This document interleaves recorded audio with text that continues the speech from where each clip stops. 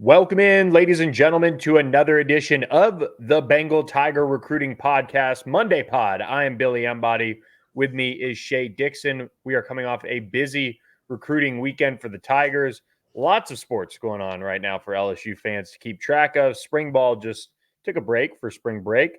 But Shea, they kept us busy this weekend with a who's who of talent that was in town for the recruiting weekend, and they came away with a commitment, which we will lead off with, and that is Charles Ross, the four-star linebacker for On3 out of Houston North Shore, one of the top linebackers in the entire country, pledged to LSU. And look, this is a guy that, kind of like Zion Williams, who we'll talk about in a bit, we have to keep an eye on the Charles Cross thing, but he can really play and has the speed to bring to LSU's linebacker group that Blake Baker is building back up now. I think that's the thing, right? Billy, speed is the name of the game here. If you're watching on YouTube, you see On3 right now, the four major services. Three of them have him ranked. On3 is the only one with the 4-star on him. But I was talking to Charles Power earlier, who runs our On3 national scouting and rankings team. And he said, look, we were high on him as well. Good track times, fast, and coming out of a really good North Shore program. I like this addition. They already had Keelan Moses, a 4-star. You add another 4-star in Charles Ross. And I think what's important here, Billy, is that Blake Baker, who you hired LSU to be your DC, to be your linebackers coach, to go out, and he was billed as someone and is billed as someone who is just as good at the X's and O's and teaching and developing as he is at recruiting, because he's still a younger guy. Go out and hit the trail. This was one of the first guys he offered at linebacker when he got to LSU. It was Charles Ross's first SEC offer. So this is one that I think, had he not committed to LSU, was going to start really steamrolling offers this spring. This was big for LSU to go ahead and get it done. Now you've got two linebackers committed. And for us, I believe both had him in our class prediction piece back in early February when we dropped them on the Bengal Tiger just after LSU had offered. We knew that Blake Baker was prioritizing him. And sure enough, Charles Ross felt the love, committed to LSU this weekend on the visit. He's really excited. And LSU fans have kind of clamored for a little bit of, more results at North Shore, being one of the top high school programs in the state of Texas. And they get that with Charles Ross, CJ, as he goes by, in committing. He added 71 tackles last year, 6 sacks, 2 pass breakups, 2 picks, which included a pick 6. And he's been clocked around that 10.5 range, 10.6 in the 100-meter dash, which is really, really impressive. You talk about the speed that you need to play in the SEC. He's got it.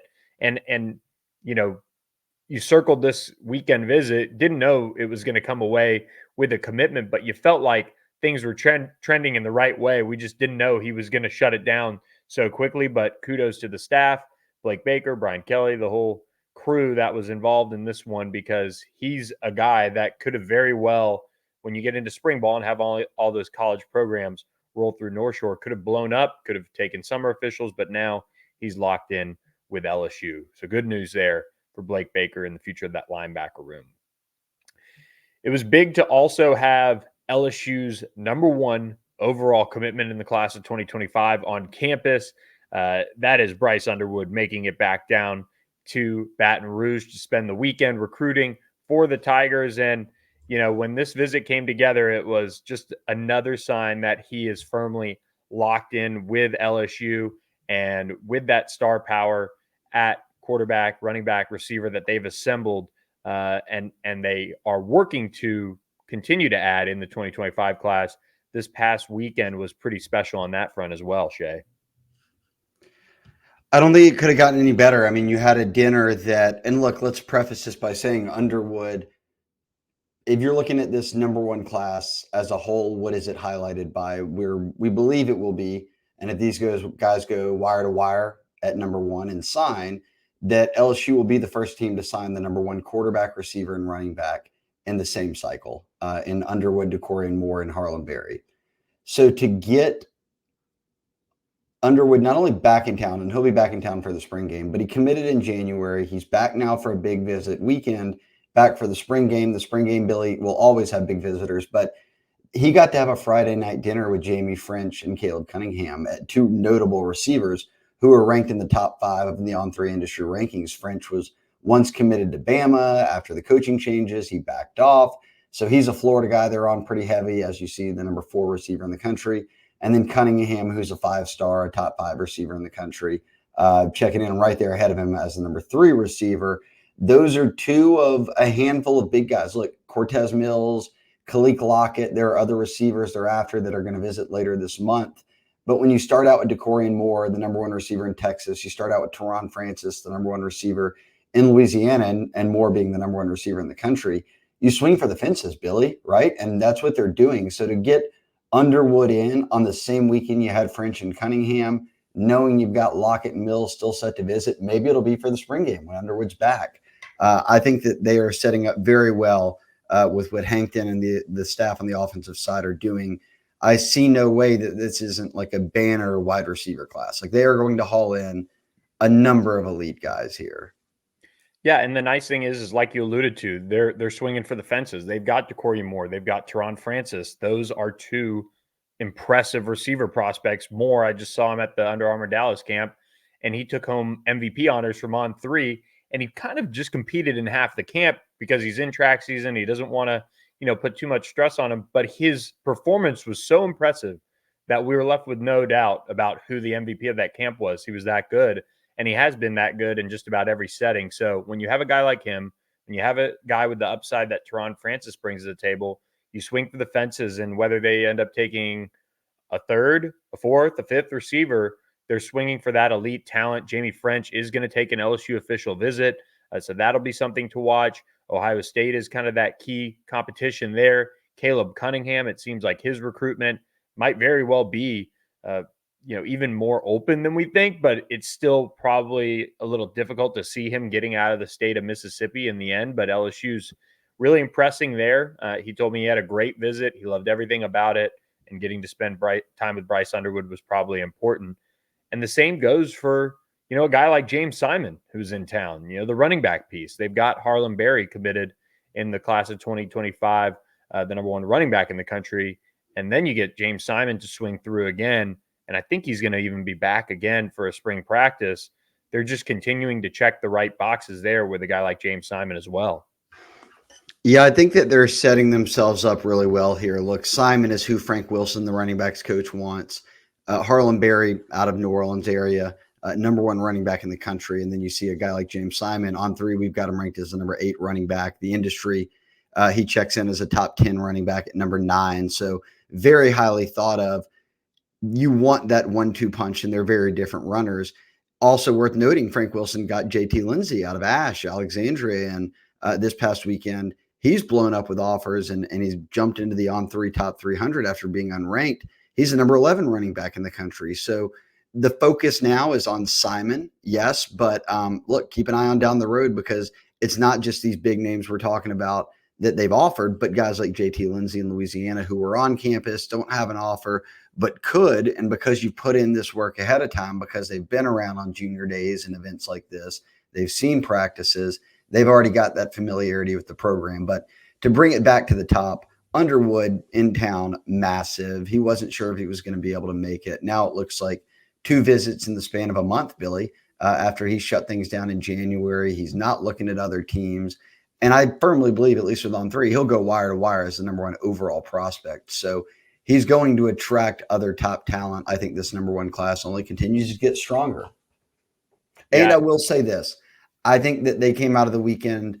Cunningham's been around some. I think they come out of the weekend at receiver.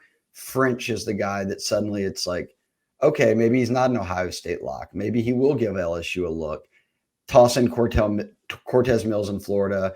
Toss in Lockett over in your neck of the woods in Texas. And I think that's kind of the group we're looking at right now at receiver. Yeah, and they'll, Jamie French was a guy that Cortez Hankton has had a lot of interest in for a long, long time. And then he ends up committing, I think it was early commitment to Alabama. I could be totally off on that. Pretty sure it was. He backs off things, and who's to say he wasn't going to do that in the end to begin with, but LSU's been able to kind of rally there and get back into that race. And Jamie was a guy that was high on LSU pretty early in his recruiting process, and things just kind of ballooned up for him. And so it's good to see them circling back on him. I'm with you. I think Caleb Cunningham has been to LSU, I want to say 4 or 5 times in the last year. He's been around plenty. It's not too bad of a drive for him to come in. And now they're swinging for other guys. And Cortez Mills, who's made a move up in the latest on 300, told me he's going to reschedule and get to campus. Khalil Lockett's going to be there for the spring game. But one other name, as LSU continues to target elite receiver talent, is the number 1 receiver in 2026 was also on campus. And that story will be on the Bengal Tiger this week with his reaction to the visit. You can subscribe for just $1 for your first month to check us out at thebengaltiger.com. We had full coverage of the visitor weekend, wire to wire, tons of reactions from Under Armour Dallas coming, but he was really impressed. And one thing he honed in on, and a lot of these guys is the development that Cortez Hankton has shown with these receivers that he's had in the program and in his past as well. And that was something that was hammered home to him when he was on campus. I'll say this too. Let's wrap. I'll wrap my receiver thoughts up with this. A lot of people are saying, don't skip over to Corey and Moore here. Give us the intel. I saw that Billy, you were at Under Armour Dallas. Fans see, okay, he's scheduling visits now, and he's going to go look at schools, and he's got a group of top teams. I'm going to have more on the Bengal Tiger this week. As Billy said, it's $1 to sign up. We hang out there every day. That's where we put all the recruiting scoop we get. And shout out to everyone. We've been growing like crazy. So love you guys. Thanks to everyone who's supported. But a quick snippet on Corey and Moore, and you've been around him plenty as well over in Duncanville, so I'll let you speak on it if you want to. But I'm not pressing the panic button here. Why? Because LSU still has Bryce Underwood committed. LSU still has the nation's number 1 recruiting class. LSU is coming off the number 1 offense in college football. They've had 2 Heisman winners at quarterback in 5 years. He sees what playing for Underwood could do for him because he plays for a pretty good quarterback right now in Keelan Russell, who's going to play at a high level whenever he gets to college. So I don't think that, look, yes, Texas, where he's got family ties, we'll watch it. We'll monitor it. I'm not worried about Ohio State. I'm not worried about Oregon. I'm not worried about any of these other teams right now for Corey Moore because he's got that relationship with LSU staff. I mentioned all these commits. I mentioned players that he knows, but nothing's going to change the fact that, one, he committed to LSU and said development, putting guys in the pros. They're about to have 2 first-round draft picks at receiver. And yes, Texas can get a guy in, and they've got the guy running the fastest 40, all that. Texas has had 1 receiver go in the first round in like the past 18 years. LSU's had 1 go every few years at this rate. So his favorite player is Odell Beckham, all these things. Like, there's a reason he committed to LSU. There's a reason he's maintained, I'm still committed to LSU, even with visits being planned. Clip it later. I won't be shocked if he doesn't take half those visits. Yeah, and he is a guy that I think his process was accelerated as far as a decision a little bit quicker than just about everyone expected entering last summer. I don't know if many people would have. Well, nobody on the Texas side saw it coming. It was LSU who set it up. Exactly. And so there is that piece of it where LSU's had control here for a long, long time. And, it's about riding the waves. And with the number 1 receiver in the country, a guy that our Cody Belair was chatting with him this weekend. And he said he's one of the best receivers in the last 5 years. He's top 10 in the overall prospects. And that was just kind of us talking off the cuff. We didn't really go into a deep dive on it. But whenever you have somebody this highly recruited, other teams aren't just going to back off. Texas has recruited Duncanville really hard. They got 2 of his teammates from last year's class on board, and they've got others in the past as well. And so it is a matter of riding the waves that are going to come when he does eventually get back to Austin, where he does have family. If he does visit Oregon or Ohio State, Oregon's going to take a big swing. Will Stein has ties to Texas, their offensive coordinator. Ohio State is somebody that probably early on last spring, when I talked to him and I talked to a source around his recruitment, that was one that they had circled. That was before things got really heated with LSU and ended up in a commitment. So these 4 schools that he's talking with make a lot of sense, but make no mistake about it. He loves him some LSU.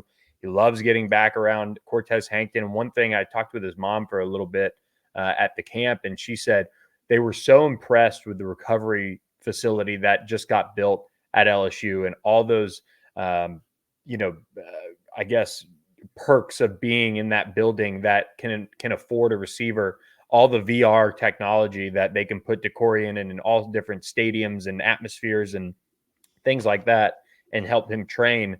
This is a very NFL minded prospect. And so I think all the things that LSU has to sell in NFL development make a lot of sense. And I think LSU has a really good shot to keep him. And so, like you said, Shea, we'll be tracking it. This is a guy that's probably going to take some visits, but LSU has done a good job kind of fending some of those off too. So this isn't going to be a open and shut case where he's, absolutely 1,000,000% done to LSU, but they're in a much better spot than kind of the whole. It's not a circus because DeCorian doesn't really like talking about it, but just kind of intrigue around an elite prospect like this in the media just kind of creates. So I came away, feeling pretty good about where LSU stands entering the back half of spring here with him. We could do a whole pod with DeCorian though about how good he is, his recruitment, everything. I'm with you. No one's catching him as number one receiver either. All right, it's all great and good to have a number one quarterback and receiver and running back, but they can do nothing if you don't have a great O-line. LSU has that right now, Billy. Everyone has faith that Brad Davis can keep it rolling. He has the top 2 offensive linemen in Louisiana committed. And then this weekend, we thought it would be Micah Deos commit watch. Deos ends up not making it in. Here's the scuttlebutt that we've picked up. The Deos camp, mom, everyone else, coaches, I'm sure, or everyone that's kind of giving him good advice, which I think this is that, hey, take some visits before you shut anything down. And there was a sense that if he visited LSU this weekend, it might be over with. To put it into perspective, he decommitted from Georgia in January, Billy. He only had a couple of weeks' time before the dead period hit. He visits LSU. The dead period goes all of February. It opens up in March, and he immediately says, okay, I'm going to go back to LSU. And the feeling was like, okay, he's probably going to pop. I think that his camp is right in thinking, okay, if you just decommitted from Georgia, at least take a look around. A lot of teams have been putting in work on you. You've got relationships. Go visit all the schools. Then when you're ready, go ahead and make a decision. So I won't be surprised if he pops back up for like the spring game or in late March or whatever it is. And maybe in that time he's made some visits and he has a better feel for things. But I am not pressing the panic button here. I still think LSU is 100% the team to beat just after talking to some sources about it. Yeah, agreed. I think, you said it really well. There's really not too much to add. I do think this is a case of his camp wanting him to, continue to take a look around at options. And if you still feel LSU is the place to be, then, you can do the whole, commitment post or video or whatever you want to do round 2, I guess. So, yeah. And if you're LSU, you're good with that because Brad Davis and this staff, they know what they've put into it. Don't commit and then decommit later because you're like, oh, I rushed it. I really only had no chance to look at other schools after I dropped Georgia and kind of got on board with LSU immediately. So I support it. I'd rather a kid take the visits than decide. And Brad Davis, and I've been working on a story for a little bit now on Brad Davis and kind of how he goes about recruiting offensive linemen. Remember, we're coming up on a year, anniversary or whatever you want to call it, when we all thought they were going to get Marcus Muscole in last year's recruiting cycle. And he was silent. They thought he was coming, but Brad Davis just keeps recruiting like, all of his guys are going to get taken. That's just how he recruits. He turns around and in the final rankings, at least got guys that were better than Muscole. They ended up, they flip Weston Davis, they get Cohen Eccles, they close on Ori Williams. So yeah. I don't count out Brad Davis. And he handed out a new offer in Mississippi. Well, we'll talk about 2 guys, but both Mississippi. But yes, we both still feel good about DeBose. Tyler Miller is one we're still watching. Number 1 interior offensive lineman in the country on 3. He's coming out of Laurel, Mississippi. LSU staff has some ties to that Pine Belt region area. So that's got their foot in the door here a little bit more than maybe it would be normally. But Laurel isn't that far of a drive from LSU. That being said, much like with Caleb Cunningham, the 5-star receiver out of Mississippi, when you're recruiting Mississippi kids that Ole Miss and State want, and it doesn't matter what the status of their program is, I feel like we say this all the time, it's very tough to get them. And maybe even in the NIL era, it becomes tougher. But I do know that from talking with sources, Tyler Miller doesn't say a lot, doesn't do a ton of interviews, but that LSU is sitting very high on his list. Whenever they offered back in the summer, early fall, that was a big deal, and getting him into campus this weekend was a big deal. So it was like, as soon as we found out DeBose and Lamont Rogers, who rescheduled his visit, weren't coming, it was like, boom, here comes Tyler Miller, the number one interior offensive lineman. And it speaks to what we said. Brad Davis sort of just never lets up. Yeah, 100%. And he's a really, really good prospect. I mean, like you said, number one interior offensive lineman for On3. And another guy out of Mississippi, I mean, that, LSU's just trying to make waves for and stay in the mix and ride out whatever wave there is of push from the in-state schools. And a couple sources around his recruitment are pretty much whittling this one down to the in-state programs in LSU. I know Florida has a little bit of a chunk of the On3 RPM there, but I think this is LSU versus the Mississippi schools at this point. And, that's kind of all you can ask for. And they've kind of gone down this road with a couple Mississippi guys at various positions over time, and they've had some luck, some not. But, when you're recruiting a guy that is this highly thought of and sought after, especially in the state of Mississippi, it's not going to be easy. But, if it was easy, I mean, those are guys you don't necessarily want. So Brad Davis continues to just shoot for the stars there. And he made a really nice offer in a guy to Mario Nash, who's a kind of a different player than Tyler Miller, where Miller's a big, big boy. Mario Nash is an offensive tackle. He's about 270, so he can put a little bit of weight on, but is another guy who's highly recruited as well. And he actually visited for a game this fall. So he's been on the radar for LSU for a minute. And now with his return to LSU, they're now in the mix with an offer. Yep, I like it. And look, this is guys who pop up that suddenly we'll probably have to start tracking. It happens every spring where we didn't talk about them at all. They get offered, and suddenly they're firmly in the mix. And he is committed to state. No, or does state just lead the way on the On3 RPM? State leads the way on the On3 RPM. Okay, I don't think that, as evidenced by this past cycle, that Brad Davis is afraid to recruit guys who are committed to schools or not, because we saw him recruit Micah Deos when he was committed to Georgia, but just this last cycle, flipping multiple A&M guys. I'd have to think how Callaway was a straight up commit. They were his very first offer. Kyrie Lee was a commit. They were one of his first offers. And who would have been Joe Cryer. So flip from Ole Miss. Yeah. So more than half the group were flips, I think, at least half of it. So yes, it does. I don't think whether a kid is committed or not really matters to Brad Davis right now. No, and it shouldn't. And he's just going to go all out. Yeah, Brad, we've said this for a while.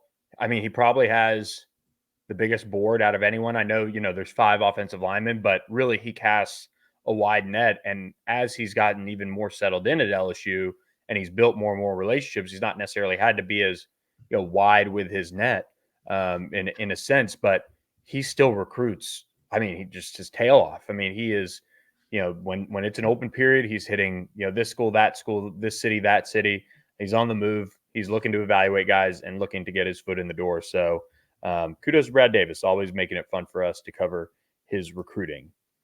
Speaking of fun and speaking of getting your foot in the door, you should get your foot in the door with our friend Andy Ludicky at myperfectfranchise.net.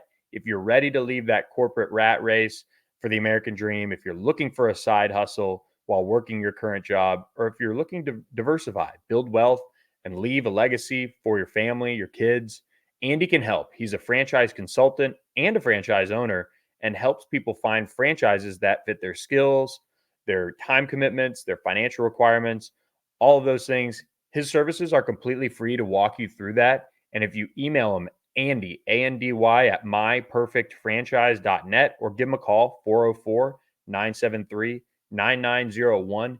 He can help you find the right franchise opportunity for you. He's kind of filled us in on some of the recent trends with franchises, which ones to avoid that aren't doing as well. It's always interesting to hear him go in depth on it. So you can hear more from him when you reach out to him, Andy at myperfectfranchise.net, and check out his process, how it works, and how you can leave a legacy for your family and diversify wealth and leave that corporate rat race for franchise opportunities. So check him out, Andy at myperfectfranchise.net. Shea, it's time to flip over to the defensive side of the ball. And we already talked about it early in this podcast, but people always want to know about the defensive linemen. So while we started with Charles Ross, people were probably like, okay, sweet, they're going to go right into defensive line after this. Nope, we made you wait a little bit longer. And this is a big weekend for Bo Davis. I feel like we finally got a little more of a feel for maybe which direction Bo Davis could go with things. And I don't know where we kind of want to start it off. Let's start it off here. In Louisiana right now, correct me if I'm wrong, only one D lineman has an offer. That's Corey Adams out of Edna Carr. We wrote about this on the site, The Prowl, which is one of our big recruiting kind of pieces that we do on the Bengal Tiger. I touched on this. I think they go on a little bit of a run at Edna Carr. They've already got Teron Francis committed, but Corey Adams is Edna Carr's big D lineman for this year. I think that they'll end up getting him. Again, correct me if I'm wrong. That would make one D line commit. They don't have any yet, right? Correct. Okay. Correct. So Bo Davis, kind of starting from scratch here. How does he build out his board? We'll count an in-state guy in. Let's say Corey Adams ends up at LSU. You pegged this one early on in Zion Williams, kid coming out of Lufkin in Texas. Right away, Bo Davis was recruiting him at Texas, gets to LSU, reaches out to him, kind of reoffers Billy a handful, let's say 8 to 10 guys that he really liked at Texas. He reoffers at LSU. Zion visited right away in January. Then he was back this weekend again. I'll let you take this from here because you caught up with him, but why shouldn't this remind me of a guy we're going to talk about in a minute in 5-star DJ Pickett or Micah Deos, guys who visited right there at the end before the dead period in January, then in January. February's dead period lasts the whole month. Then the second it ends, they're back on campus again. So if you're giving a school back-to-back visits after a month stretch where you couldn't visit anywhere, and then you want to go right back to that school, that leads me to believe they're making some sort of big impact here. So Texas has been considered the school to beat. Am I wrong in thinking that hiring Texas's D-line coach and the work he's putting in is making LSU the team to beat? I think this is, if LSU ends up reeling in Zion Williams, he is one of the quintessential watch what they do, not what they say type of prospects, because as soon as Bo Davis was hired, and Zion's, you can get in touch with him. He's great. He responds and all those things, but he does kind of, he doesn't tweet out much. Like he, hasn't tweeted out a picture with Bo Davis and anything like that. Even back when he was at Texas, I scanned through his social media trying to find one, but he came right away to Baton Rouge to see it. And Bo Davis told him, come on down and make the trip. And he did. And then he told me after that visit, he was going to come back for the spring game and then set an official visit. Well, he ends up moving that timeline up. So now I would expect him back for the spring game at this point. And he just swung through for another visit to catch not even spring ball. He came in on Saturday after lifting at the state power meet, the powerlifting meet, or excuse me, a regional to punch his ticket to state. And he comes in for a visit just to hang out on Saturday and, spend time with Bo Davis. And there were multiple big-time defensive linemen. You can check out most of them on the BengalTiger.com. We'll touch on a couple here, but Bo Davis had a really incredible visitor list, and Zion Williams is, I would, there might be guys that might be higher on his board, maybe, but I mean, in terms of priority, he made him one right away. And LSU, I would say, is the team to beat, and that is kind of backed up by sources around Texas too. Yeah, I'm with you. I think that track their actions, right? And his actions speak to him having very sincere interest in LSU now that Bo Davis is here. We didn't talk about him much, did we, before Bo Davis got here? Suddenly we're talking about him a ton. So early impact being made by Bo Davis there. We put out a visitor list, Billy, with like well over 50 names. 2 guys we didn't have on it, which Bo Davis working in silence out here. One of them, when we went over the visitor names, you said, I bet this kid visits. It's an Auburn commit, Jordan Crawford. But they had 2 SEC commits in town, a Mississippi State one as well.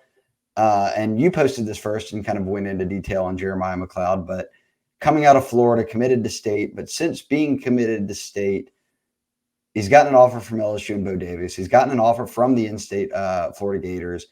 There's buzz that Georgia could be soon to offer. And Paul Jones over at the On3 Mississippi State site this past week said, hey, look, he's visiting LSU this weekend. He mentioned the other things about the new offers and said he knows that state staff realizes we're holding on for dear life here. Like, we got to really buckle in to keep him committed. He visits LSU. The buzz you got and then the buzz I got matched up. It seems like LSU and Davis and the staff made a big splash here. And did he commit, and go public? No, but knowing that he's at least looking around from state, LSU is absolutely in the picture here. So add another D lineman, despite a commitment to state. As someone we're monitoring closely, is this someone in Jeremiah McLoud that they can add to the class? Yeah, and this is one that if LSU does reel in, you can point to this past weekend is when the wheels really got set in motion. And Zion, we can point back, to Bo's time at Texas and things like that. But Jeremiah McLoud comes in for his first visit to LSU. He's going to go visit Georgia and Florida, I believe. He'll make it back to LSU. We do know that. And, there is a lot of buzz around LSU. So as you go through the spring and if he does come back, you got to feel like we do right now that LSU is sitting in a really good spot here in this recruitment. But we'll be keeping a close eye on this one because they have made such quick waves with him. And the buzz is certainly, around LSU's chances to push this one across the finish line. But again, he is taking more visits. That is something that we're keeping an eye on, but they've just done a really nice job. And he spoke really highly of the offer right away when he got it too. So despite being a kid from, Florida, kind of out of nowhere, getting an LSU offer, I don't believe he had one from Bo at Texas. So a good evaluation by LSU and a guy that has picked up a lot of recruiting steam since. They've made quick work and they're now very much a factor in the race here. Yeah. And again, Auburn commit Jordan Crawford was the other we mentioned, and they had a number of D linemen on campus. You even tossed in an early RPM pick for next year for an in-state D lineman. I think another guy we'd watch is, you'll throw him on the screen. If you're watching on YouTube, you see who Billy put his pick in for, but an in-state lineman from up north in the Monroe area. You feel good about that. Bo Davis has already gotten to campus and offered another. Let's go back to Edna Carr. Richard Anderson, I think, is one that we're keeping an eye on after kind of the buzz we've heard on just LSU wanting to start to knock down some dominoes there. So I feel like, Billy, that after this weekend, it brought a little bit of clarity, not full clarity, but some, as to who Bo Davis is going after and maybe who they have a shot at. Yeah, absolutely. And so I don't know if I've had a pick in on Richard Anderson, but he's probably somebody that, I don't think so. I don't think any of us do. So probably need to make one, have one in on Aiden Hall, his 4-star safety teammate, who is also on campus, and LSU's in a very good spot there. So cleaning up at Carr potentially is in the future. But I'll note this on Dylan Berryman really quickly. You can tell the LSU offer was huge for him. Just kind of living out a dream, getting that. And he has really picked up recruiting steam.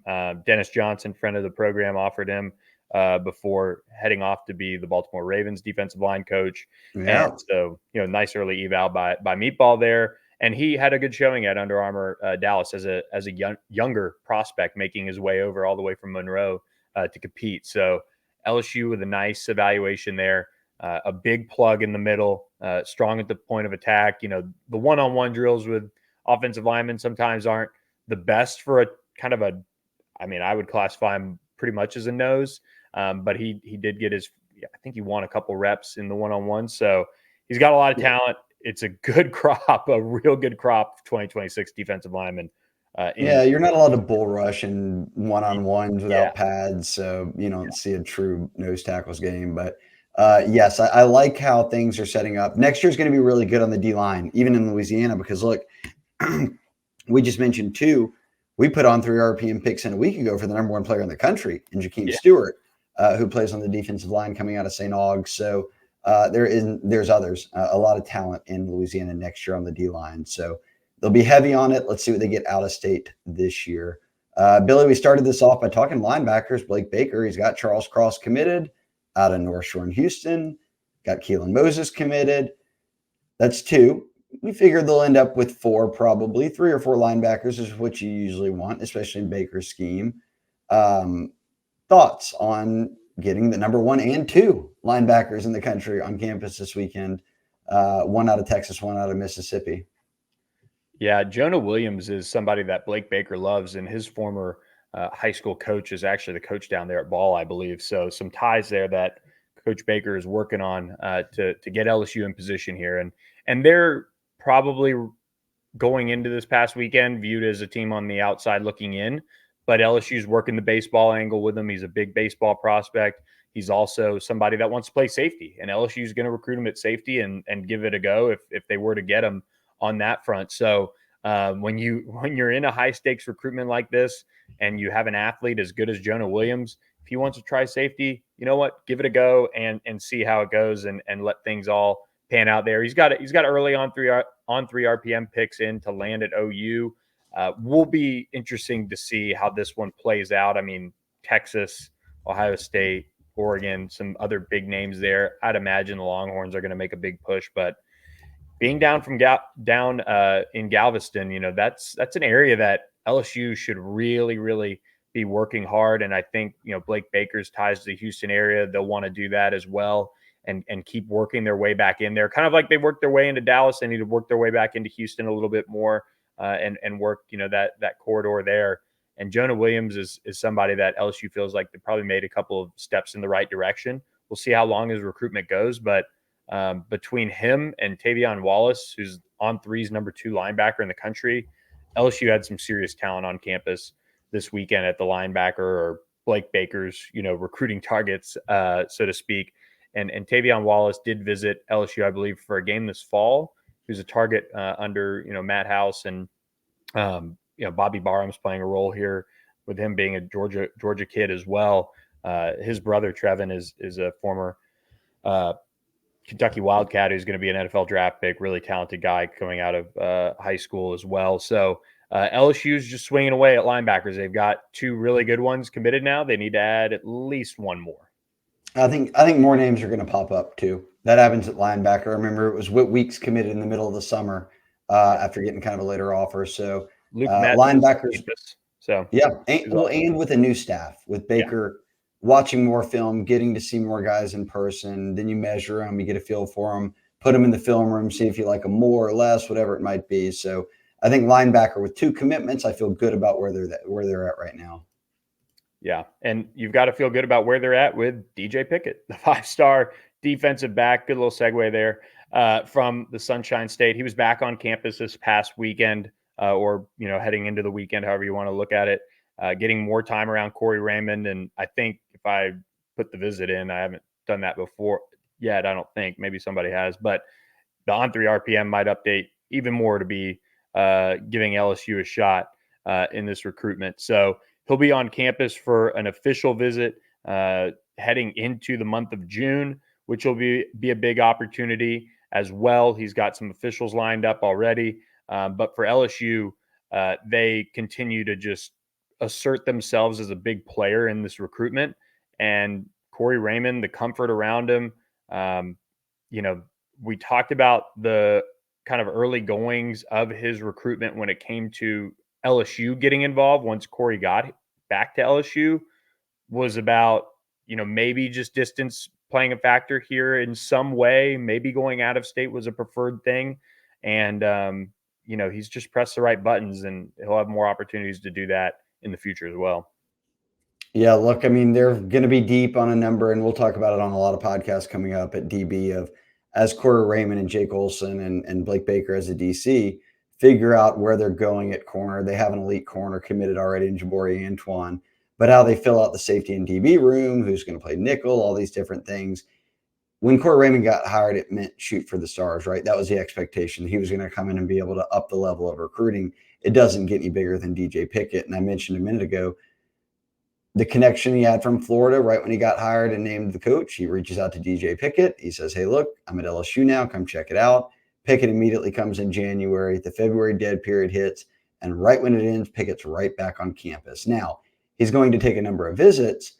I think, though, that if you polled all of these coaches, Billy, who are in the mix here, hey, who do you think right now leads for DJ Pickett? Everyone would be hard-pressed not to say LSU, because look at what he's done since Corey Raymond's been hired. He's barely visited anywhere else. It's just been LSU. Those visits are coming, but I think LSU not only hiring Raymond, but getting these 2 visits probably puts them in that spot where other teams are chasing them. And this is the number 1 corner in America. Yeah, and Chris Ewald was another 4-star prospect who was on campus, another defensive back that Corey's been recruiting for a minute as well. I think he was committed to Michigan and Miami at one point, but he's a guy in the on 300 top 200 prospect, 4-on-3, and so the net is kind of cast wide here. You know, you've got Jabari Antoine already on board. You're making huge waves with DJ Pickett, and so I just think I really trust with where this safety room and cornerback room is going now that the new staff is in place. You know, it's just a certain floor, and we've talked about it. There's a certain floor that's being recruited now in the secondary, and you can tell that by the guys who made it to campus and the guys that they're targeting overall. Yeah, look, and here's the reality of it. I think this is a good way to wrap it up. They have the number 1 class in the country. They have 10 commitments. It's really highlighted, though, by the guys on offense, right? You've got a top 100 lineman. You've got the number 1 quarterback, receiver, and running back. All those things are great, right? Like, awesome.